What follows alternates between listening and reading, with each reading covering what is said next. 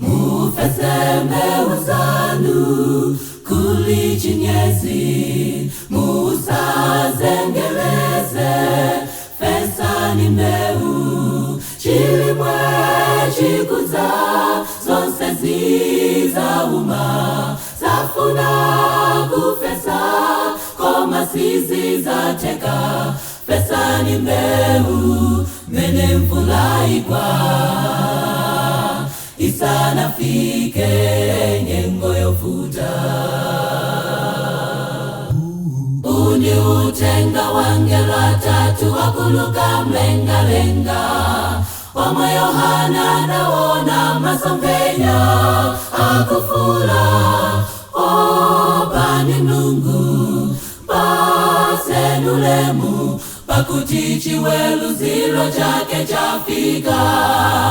Kali moyo chenjeza antu onse patsiko, kulemekeza Mulungu chiweluzo chayandika.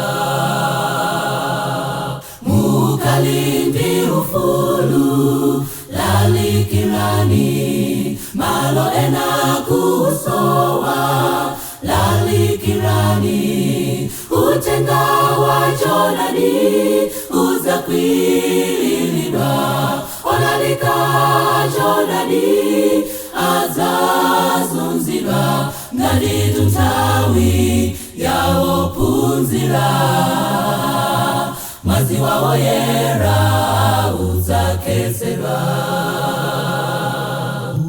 Uni utenga wangelo atatu wakuluka mlenga-lenga, wamwe Yohana nawona masompenya akufula.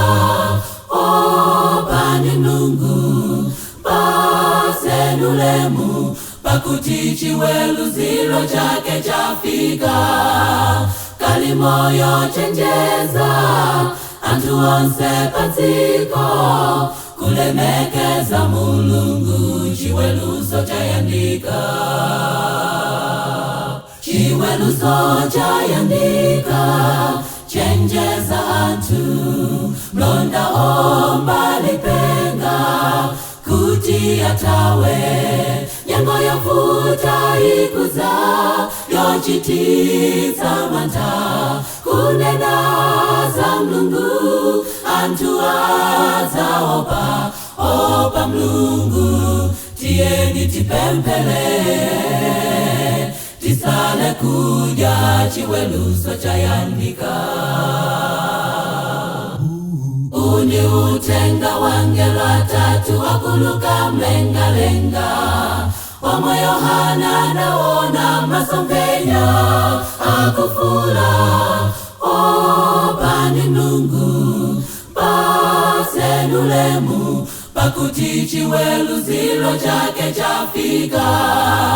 Kali moyo chenjeza antu onse patsiko, kulemekeza Mulungu chiweluzo chayandika. Uni utenga wangelo atatu wakuluka mlenga-lenga, wamwe Yohana nawona masompenya akufula.